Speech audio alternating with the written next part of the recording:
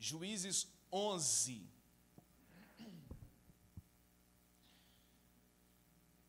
Jefité, o gileadita. Se falar 5 vezes, já está batizado com o Espírito Santo, viu, gente? Era homem valente, porém filho de uma prostituta. O pai dele se chamava Gileade, e Gileade também teve filhos da sua esposa. Esses filhos cresceram e expulsaram Jefité, dizendo: você não herdará nada na casa de nosso pai, porque é filho de outra mulher. Então Jefité fugiu da presença dos seus irmãos e foi morar na terra de Tobi. Ali, alguns homens sem valor se juntaram a ele e o seguiam. Você acredita que esta é a palavra de Deus? Diga glória a Deus. Só esse pedacinho aqui. Tem uma outra tradução que vai dizer: assim se ajuntou a ele uns vagabundos. Tem uma outra tradução que vai dizer: juntou-se a ele alguns desocupados. O que aconteceu? Jefité tinha tudo para dar errado na vida. Ele nasceu e viveu em um contexto familiar disfuncional. Sua mãe era prostituta. Seu pai tinha filhos de outro relacionamento. E Jefité foi expulso de casa pelos seus próprios irmãos. Tragédias uma atrás da outra.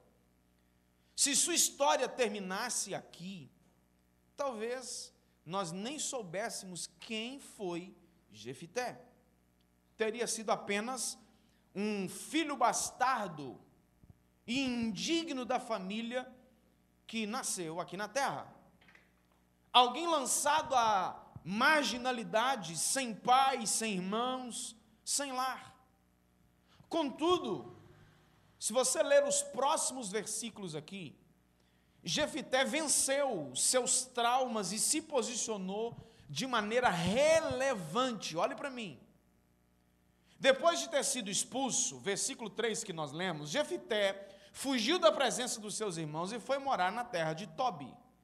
Ali, alguns homens sem valor se juntaram e o seguiram. Essa história aqui parece com um episódio de Davi.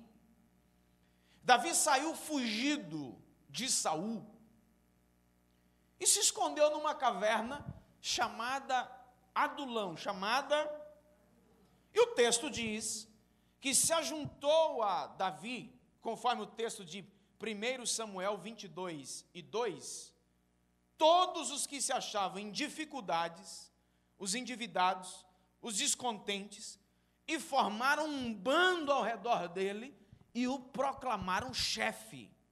Havia cerca de 400 homens que acompanhavam Davi. Olha que coisa. Davi estava fugindo de Saul, se escondeu numa caverna e de repente se ajuntou a ele 400 homens. Perfil dos homens com dificuldade, gente endividada, gente descontente.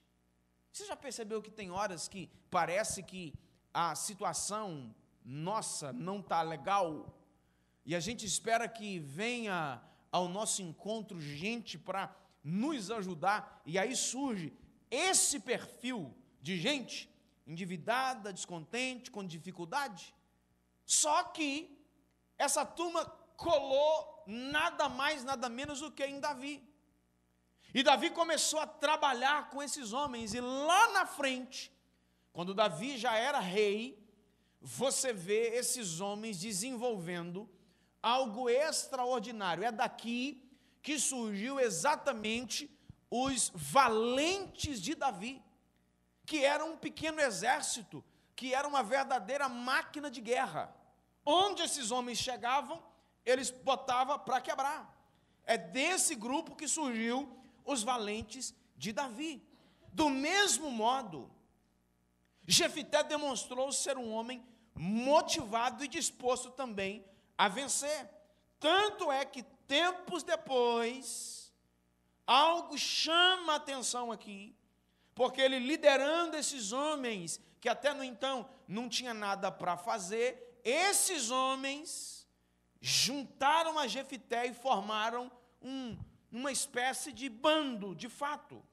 E aí, olha o que aconteceu, versículos 5 a seguir, do mesmo capítulo aqui, 11, quando os filhos de Amon atacaram, os anciãos de Gileade foram buscar Jefité na terra de Tobi, e disseram a Jefité: venha ser o nosso chefe, para podermos lutar contra os filhos de Amon. Porém, Jefité disse aos anciãos de Gileade: vocês não são aqueles que me odiaram e me expulsaram da casa do meu pai? Por que vêm a mim agora, quando estão em aperto? Os anciãos de Gileade responderam a Jefité: é por isso que agora estamos voltando a você. Venha conosco e lute contra os filhos de Amon, e seja o nosso chefe sobre todos os moradores de Gileade. Escute isso aqui. Primeiro ele foi colocado para fora. Agora ele foi chamado de volta. O passado de uma pessoa, gente, não impede Deus de operar poderosamente na sua vida, desde que ela esteja disposta a ouvir e compreender e atender o chamado. Então eu quero dizer uma coisa para você: todos nós temos uma história, alguns com uma história passada mais dolorosa, mais traumática, de maior dificuldade, mas todos nós, ao longo da nossa vida, juntamos em torno do nosso nome alguns episódios que levam as pessoas a desacreditar em nós. Isso aconteceu com Pedro. Quem de nós aqui aceitaria, por exemplo, Pedro ser pastor dessa igreja depois de ter negado Jesus 3 vezes? Quem de nós aqui aceitaria ser pastoreado por Paulo depois de ter mandado eliminar um Estevão? E um homem com um temperamento bastante agressivo, quem de nós aceitaria? Toda vida, gente, escute isso aqui: você não é o seu passado. Você não é a sua história de dor ou dificuldades. Você não nasceu para ser derrotado. Você pode dizer alguma coisa para Jesus? Você nasceu para a glória de Deus, é o que a Bíblia nos ensina. Nasceu para superar aquilo que lhe aconteceu. Sendo assim, nós aprendemos aqui algumas experiências com a vida de Jefité. A primeira delas é que Deus vê em você virtudes que ninguém mais vê. Quem era eu, gente? Antes, eu não tinha condição nenhuma de estar aqui. E principalmente, com uma questão minha pessoal mesmo, falar em público para mim era um problema. Na escola, toda a vida que eu tive que apresentar trabalho falando na frente da turma, minha nota era ruim, porque eu não conseguia falar em público. Agora, olha o versículo primeiro do texto que nós lemos. Jefité, o gileadita, era um guerreiro valente. Deus vê isso em Jefité. Os seus irmãos colocaram ele para correr, mas Deus viu nele um guerreiro valente. Para as pessoas e até mesmo para os seus irmãos, Jefité era um bastardo, filho de uma prostituta. Mas para Deus não. Para Deus ele era um guerreiro valente, valoroso, e ele era importante, e ele tinha qualidades extraordinárias que Deus precisava naquele momento. Escute uma coisa aqui, meu filho: Deus sempre vai ter alguém específico para uma missão específica. Em um momento de grande aperto, Deus sempre vai correr o olho e encontrar alguém. Então guarde o que eu vou lhe dizer aqui: o Senhor não nos perde de vista, Ele sempre nos enxerga. É isso. Quando Ananias questionou com Deus a conversão de Paulo ao Evangelho, o Senhor falou com ele numa visão, porque Paulo se converteu e ele era um terrível perseguidor. E Deus falou com Ananias: olha, esse cara para mim é um vaso escolhido. Atos 9:15. Ele é escolhido para levar o meu nome diante dos gentios e reis, e bem como diante dos filhos de Israel. Para Ananias, Paulo era um sanguinário, era um opositor. Mas para o Senhor, Paulo era um vaso escolhido para uma missão especial. Então eu quero estimular você que, em nome de Jesus, na unção do Espírito, na direção do Senhor, acredite que o olhar de Deus sobre você é totalmente diferente daquilo que as pessoas enxergam. Ele enxerga em você o que ninguém, e nem mesmo você às vezes quer enxergar. Porque às vezes a situação da pessoa está com a autoestima tão baixa que nem ela mesma consegue enxergar o valor. Geralmente nós somos medidos pelos nossos momentos, e isso é terrível. Quem se mede pelo momento vive uma vida de altos e baixos, porque tem dia na nossa vida que a gente vai estar com o astral lá em cima, até o pé até flutuando, né? Até fora da realidade um pouquinho. Nesse dia, não, você se enxerga como a última bolacha do pacote. Você se enxerga como alguém extraordinário. Você é feliz com tudo, você é feliz com o seu trabalho, você é feliz com sua família, você é feliz com o seu salário, que é a coisa mais rara que tem de acontecer. Você é feliz com tudo. Ah, mas no outro dia, você já não amanhece bem. No outro dia aconteceu alguma coisa, uma noite mal dormida, uma notícia desagradável, uma fala desagradável. Aí você começa a se medir por aquele momento. Aí você começa com os pensamentos de desconsideração de tudo. A falta de contentamento entra. Aí você já não está satisfeito com a família, não está satisfeito com o peso, não está satisfeito com a altura, não está satisfeito com o tamanho do nariz, não está satisfeito com o salário, com o patrão, com a igreja e nem com Jesus. Não meça a sua vida pelo momento. Analise a sua vida pelo histórico e, melhor, analise a sua vida a partir da visão de Deus para você. Não se meça exageradamente baseado no momento, porque o momento passa. As pessoas à nossa volta tendem muitas vezes a ser mais exigentes conosco do que quem está longe. Perceba que a gente acha os defeitos de quem está perto com muito mais facilidade. Quem está perto a gente é mais exigente, é o contrário do que a gente deveria agir. Quem está perto, a gente conhece os defeitos, conhece as qualidades, sabe como se diz, onde a roupa da pessoa é lavada, e conhece a pessoa de fato. Mas quem está longe, você não conhece. Quem está longe, você não sabe. Então, meu filho, não permita ser medido assim. Todavia, 1 Samuel 16:7, o Senhor não vê como o homem vê. O homem vê a aparência, mas o Senhor vê o coração. O Senhor sonda as intenções do nosso coração e Ele conhece você. O Senhor te trouxe aqui essa noite para te dizer que Ele te conhece. O Senhor te trouxe aqui essa noite para te dizer que as pessoas podem te avaliar mal, podem te julgar mal, podem pensar mal de você, mas o Senhor conhece o seu coração e sabe o que de fato tem lá. Sabe o que é conhecer o coração? Conhecer o coração é saber das intenções, saber do que pensamos, do que sentimos. Aí sim, Ele nos conhece. Segunda lição que eu aprendo aqui, baseado na vida de Jefité, Juízes 11:1 ainda. Sua mãe era uma prostituta, seu pai foi Gileade. Olha que situação que Jefité nasceu.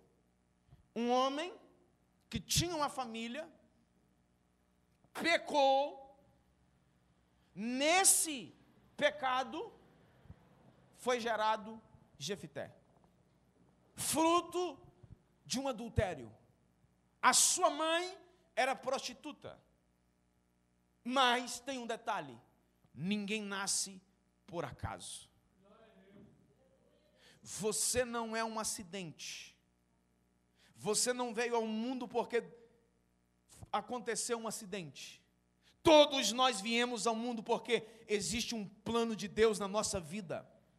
Então não importa o passado, ou quem foi você, quem são seus pais, nem mesmo se você foi abandonado por eles. O importante é que existe um plano de Deus para a nossa vida, e é nisso que precisamos nos apegar. Mesmo antes de criar o mundo, Efésios 1:4, Deus nos amou e nos escolheu em Cristo para sermos santos e sem culpa diante dEle. O Senhor nos escolheu, gente, isso aqui é que isso importa.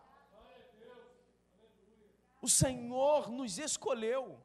Eu sei que existem situações familiares traumáticas, existem problemas traumáticos e dramáticos, existem situações terríveis, familiares por aí, mas tem uma coisa, irmãos: o Senhor sabe de todas as coisas, e o Senhor não faz nada por acaso. Há um plano do Senhor arquitetado para cada um de nós. Talvez nem mesmo Jefité acreditasse que Deus o colocaria naquela posição que ele passou a governar, passou a exercer um juiz em Israel. Em um período tão importante da nação de Israel, Jefité, um filho de uma prostituta, fruto de um adultério, ocupando uma posição importante que o Senhor o colocou para fazer. Então, meu filho, não se meça pela régua dos outros, mas pelo plano extraordinário de Deus na sua vida. Essa é uma palavra de Deus para o nosso coração. Você recebe isso em nome de Jesus. Quando Deus trabalha em nós, Ele sempre está visando o nosso bem. Além disso, Ele nos transforma em ferramentas para abençoar outras pessoas. Vem cá, Jefité, você vai exercer essa função. O propósito de Deus na nossa vida é muito maior do que as decepções que às vezes enfrentamos. O propósito de Deus na nossa vida é muito maior do que às vezes as dificuldades que enfrentamos. O propósito de Deus na nossa vida é maior do que até mesmo as realizações pessoais que temos, ou que sonhamos, ou que almejamos, ou que lutamos por ela. O plano de Deus na nossa vida, meu filho, é maior do que a nossa família, sabia disso? O plano de Deus é maior do que a nossa carreira ambiciosa com questão profissional, financeira e outras coisas. Não importa, o plano de Deus é maior do que a minha origem familiar. O plano de Deus está acima disso tudo. Se você quiser saber por que foi colocado nesse planeta, deverá começar por Deus. Pastor, eu não sei até hoje para que eu nasci. Qual o meu propósito? O que eu preciso fazer? O que eu estou fazendo aqui? Parece, e é comum gente dizer assim, parece que eu vim nessa terra só para sofrer. Tem gente que diz isso. Parece que eu vim aqui na terra só para lutar. Mas uma coisa é, meu filho, há um propósito de Deus na sua vida. Você crê nessa palavra, meu filho? Há algo extraordinário de Deus na sua vida que está além das suas origens, está além do lugar que você nasceu. É impossível não admirar a maneira de Jefité dar ênfase ao Senhor em todas as negociações com os líderes de Israel. Ele disse: olha, esse acordo precisa ser selado na presença de Deus.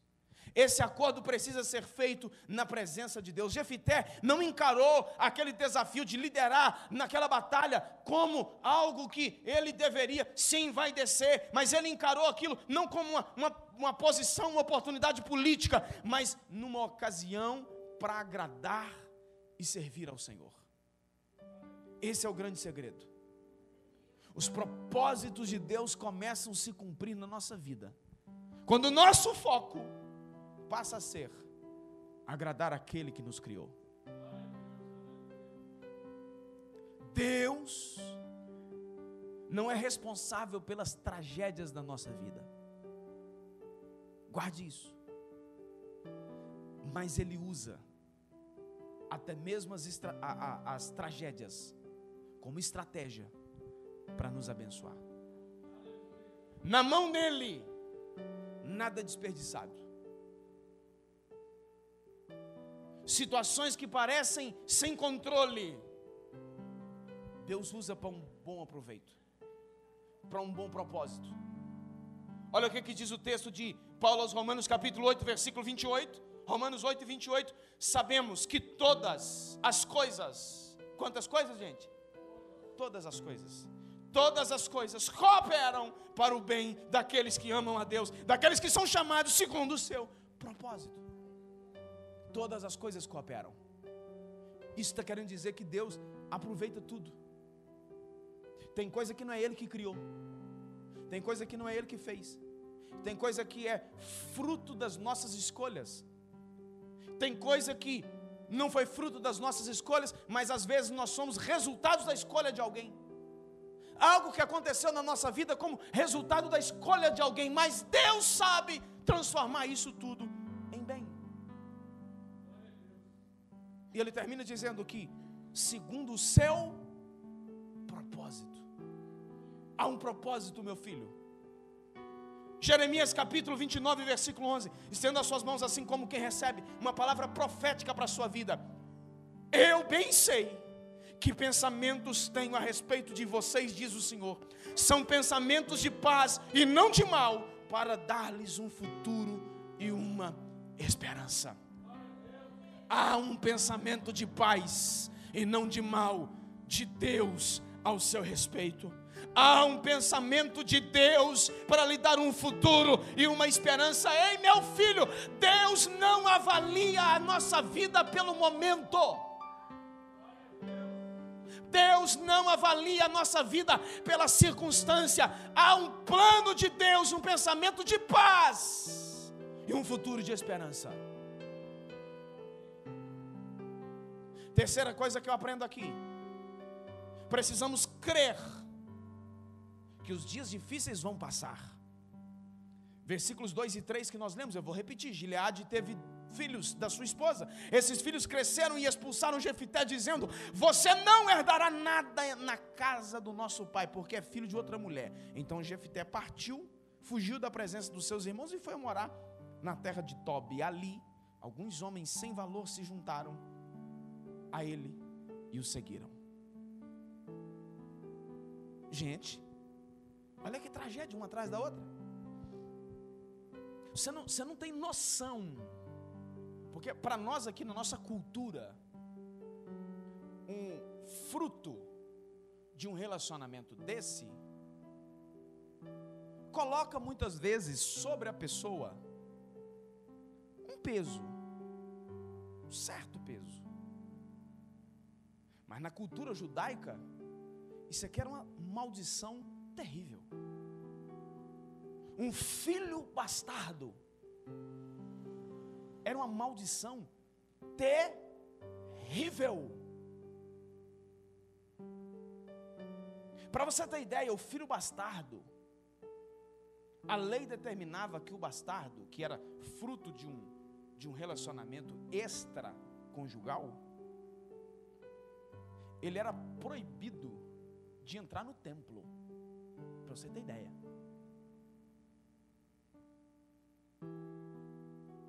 Ele não podia entrar, atualizar aqui a linguagem, ele não podia entrar na igreja. Era esse o peso. E outras coisas.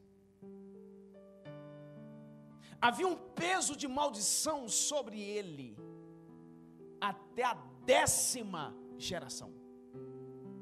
Leia depois os princípios lá da lei que trata a respeito disso.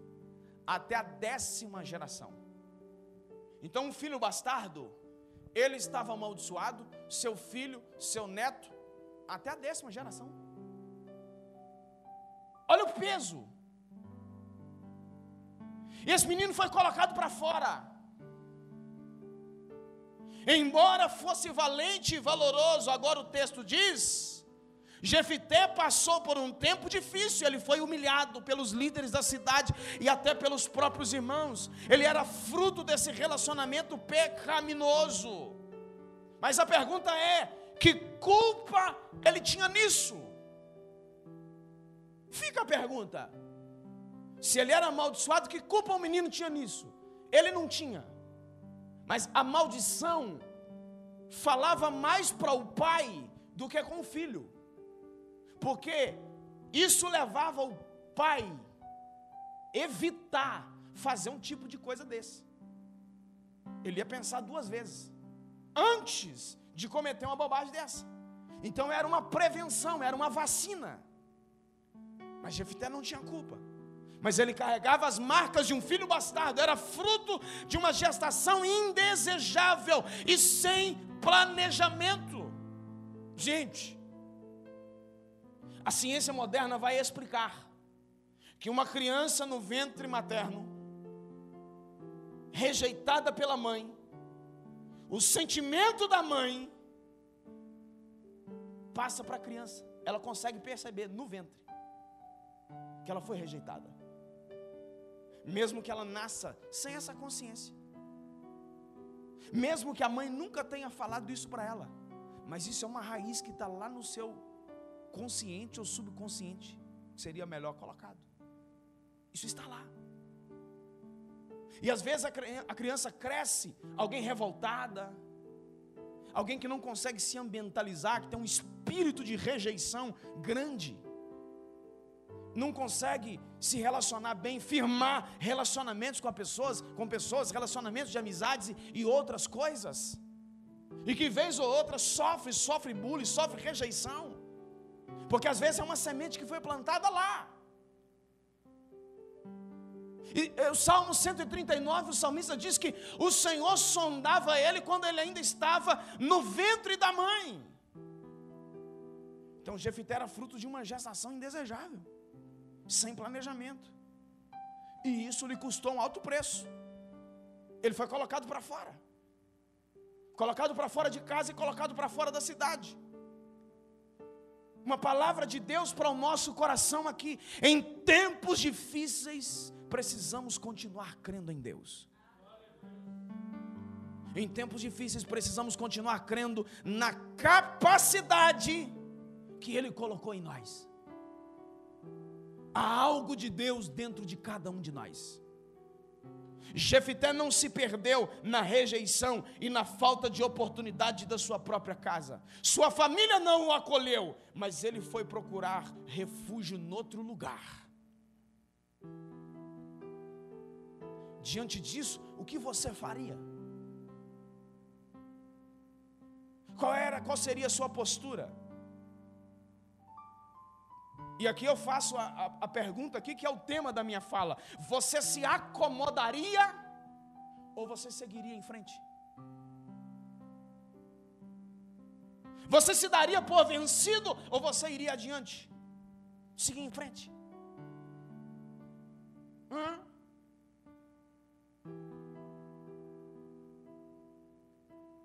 Passe pelo tempo, irmãos, da luta, firme no Senhor.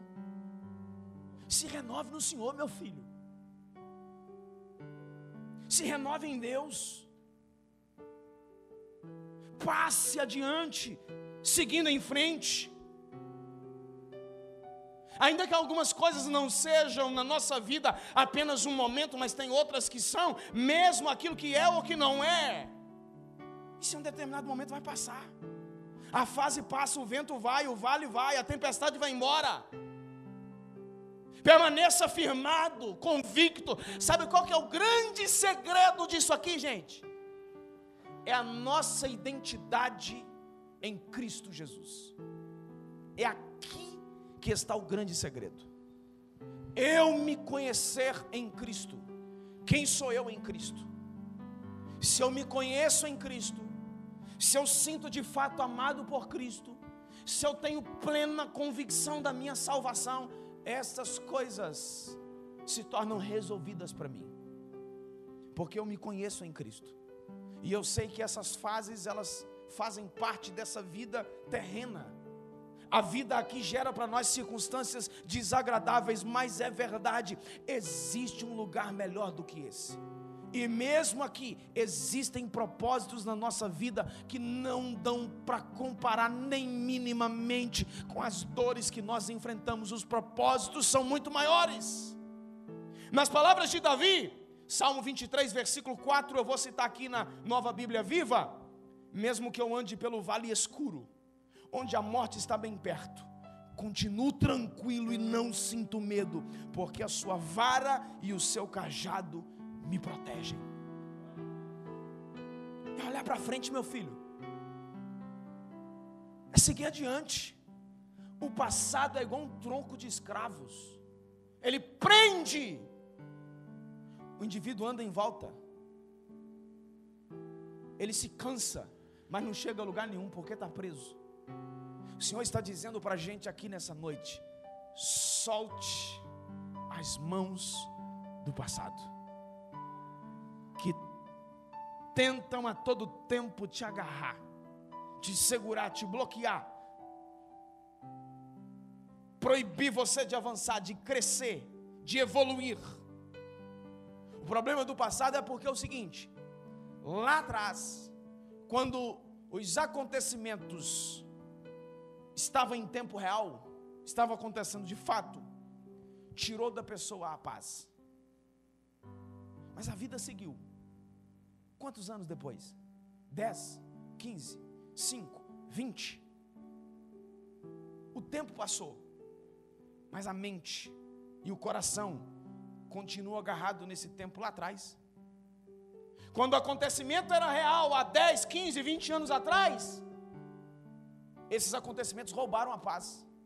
E agora o tempo passou e o acontecimento continua roubando a paz de agora.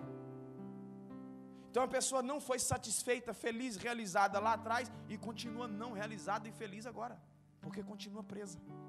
E eu quero declarar aqui em nome de Jesus que essas correntes estão sendo quebradas, essas correntes do passado destruídas, em nome de Jesus. Eu quero liberar aqui uma palavra na autoridade do nome de Jesus, que o tempo de humilhação e vergonha será mudado para um tempo de honra na sua vida, em nome de Jesus, e um tempo de crescimento na presença de Deus, um tempo de entendimento de propósito, um tempo de realização de propósitos. Não permita que Satanás roube a sua paz. Olha para frente, meu filho. Larga essa vara de pescar, pelo amor de Deus.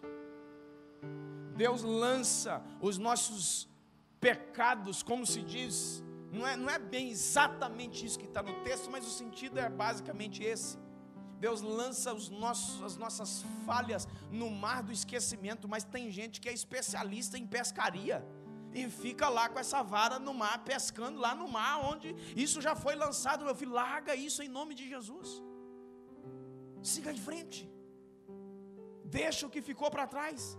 Quarta e última lição que eu aprendo: creia que Deus está te preparando exatamente para isso, para esse tempo novo.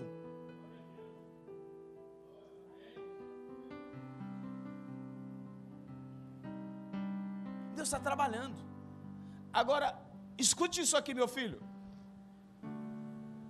Antes de vivermos o nosso propósito de fato, Deus nos tornará a pessoa certa para Ele.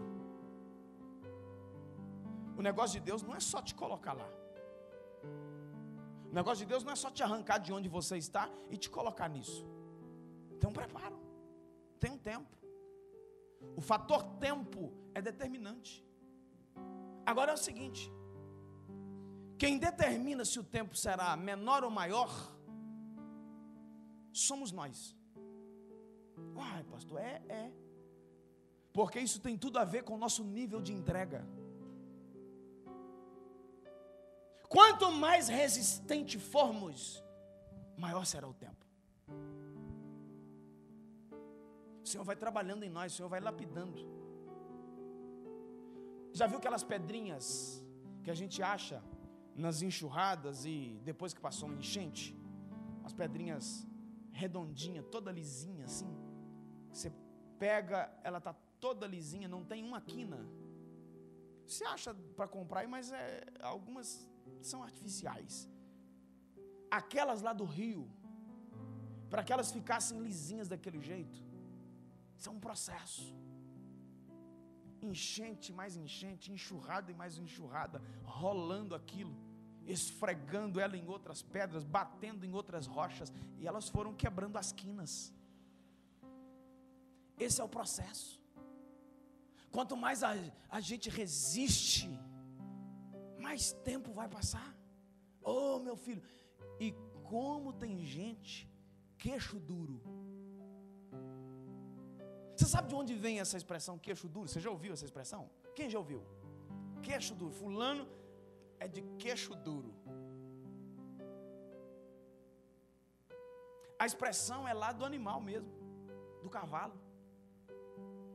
O cavalo, quando ele está sendo domado, quando ele está sendo amansado, coloca nele um freio, mas antes do freio, coloca uma corda e amarra o queixo do bicho. E aí você sabe que você doma ou domina ele, puxando a corda para um lado ou para o outro. Eu já falei aqui que eu não gosto de cavalo, vocês já sabem disso.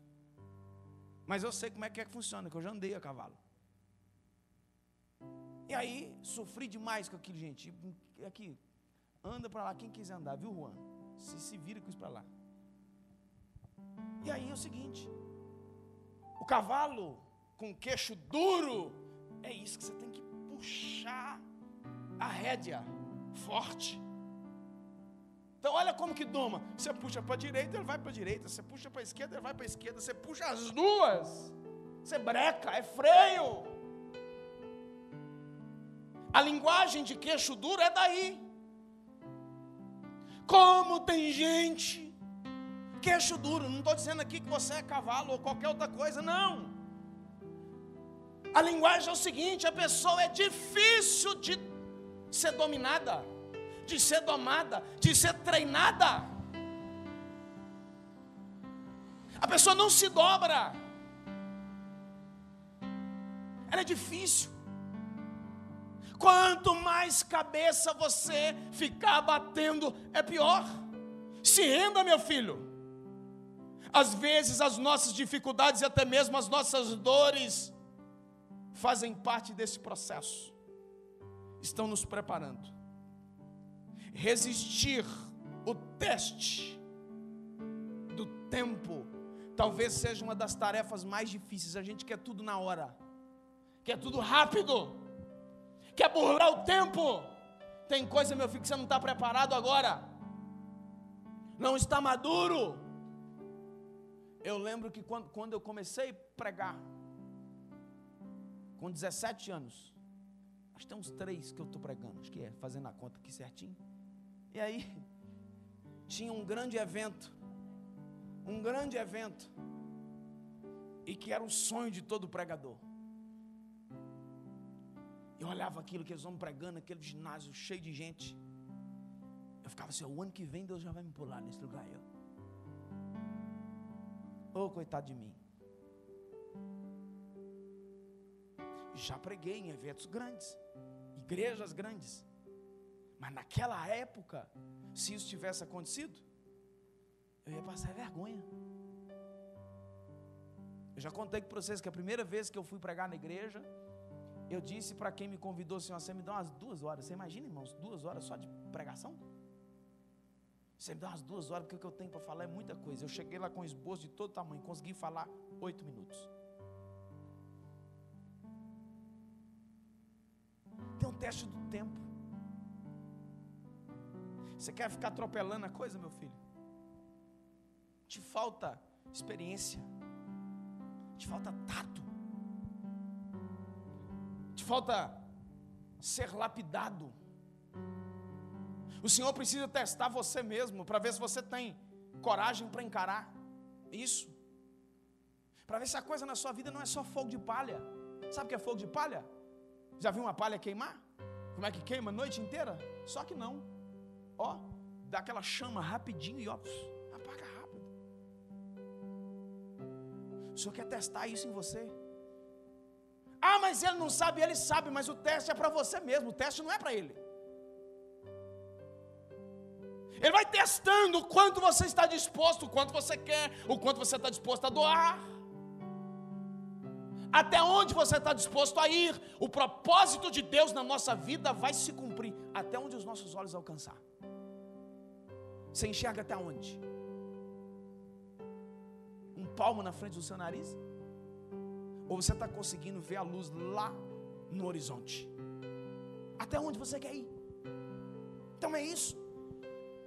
Até onde você quer ir? Até onde você quer chegar? Você não está sendo preparado para algo menor do que aquilo que Deus quer realizar na sua vida. Deus está preparando você para algo extraordinário, exatamente aquilo que Ele quer fazer. Só que tem um detalhe, gente: nenhum herói nasce pronto, nenhum valente nasce pronto. É preciso ser treinado, é preciso aprender, é preciso crescer, é preciso amadurecer, é preciso aprender. As coisas mudam. Isso vale para todas as áreas da vida. Isso vale para tudo.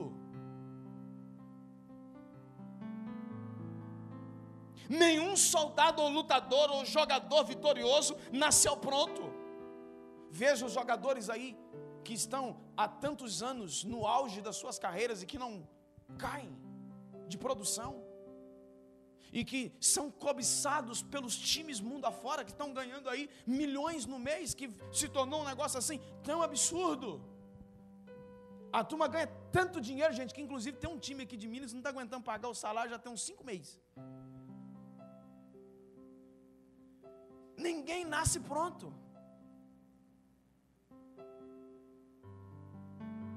Nenhum jogador de sucesso, ele vai lá, dá uma bicuda só na bola e sai vazado. Não, meu filho, são horas de treinamento, alimentação regulada. Então escute isso. É preciso persistência, preparo, boa vontade e muito suor. Você quer fazer o quê? Você quer que o propósito de Deus estala o dedo assim e resolve a coisa para você? Não, meu filho. Você quer ser um profissional de sucesso? Vai estudar, vai ler, vai para a faculdade, vai aprender. E não acha que você vai começar já ganhando o topo do salário, não. Passa pelo processo. Você quer fazer o quê? Nós estamos aqui na igreja, no reino de Deus. Os seus sonhos não podem ser apenas sonhos materiais. Devem fazer parte dos propósitos de Deus na sua vida e dos seus projetos, questões espirituais. Você precisa estar envolvido em alguma coisa, você precisa fazer alguma coisa. Você faz o que aqui na igreja? Você está no louvor?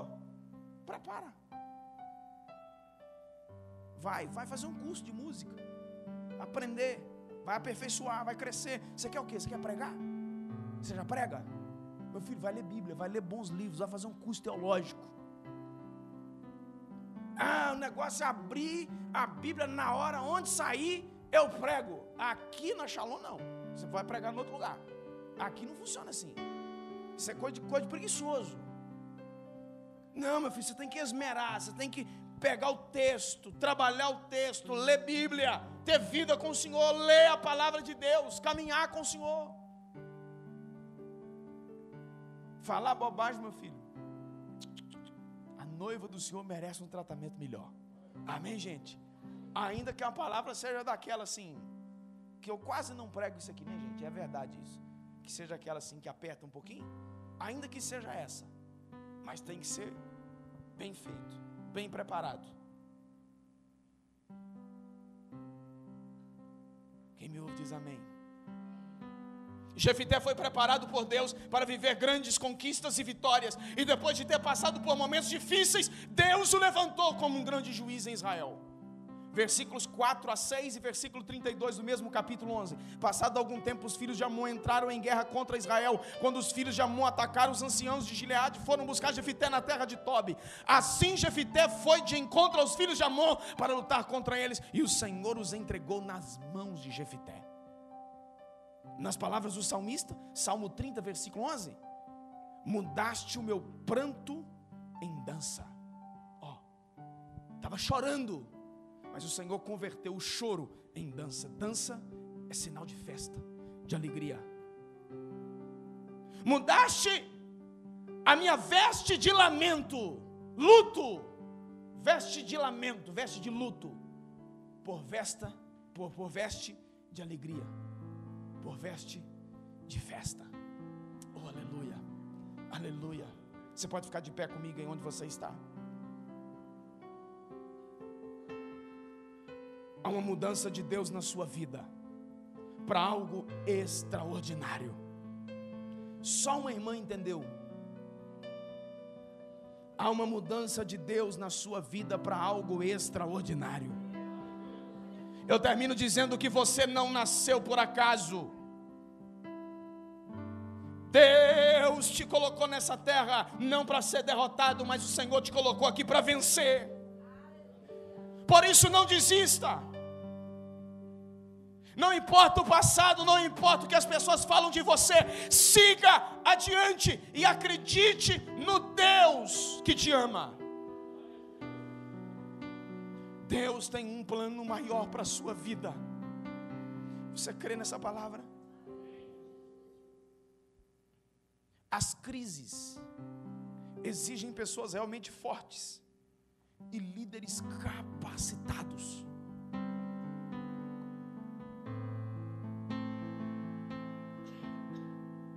Quando uma pessoa tem uma crise de saúde, a pessoa fica enferma, ela procura quem? Um mecânico? Ela procura um médico. Se a pessoa tem um problema, uma crise, com alguma lei, por alguma razão, ela procura quem? Um médico? Procura um advogado.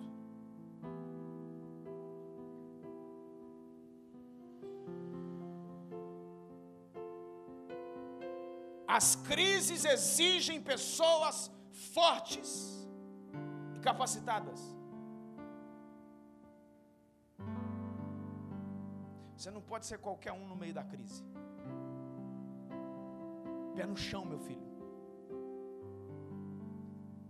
Mas infelizmente alguns tendem a piorar a crise. Quando a crise vem, derruba tudo.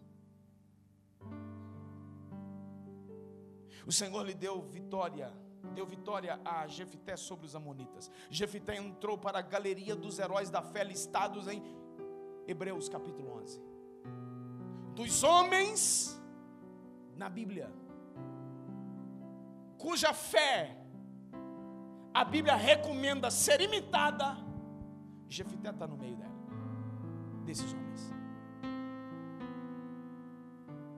Você daria uma chance para um homem como esse? Aquele que luta contra suas próprias tragédias tem a oportunidade de dar a volta por cima, se tornando um vencedor.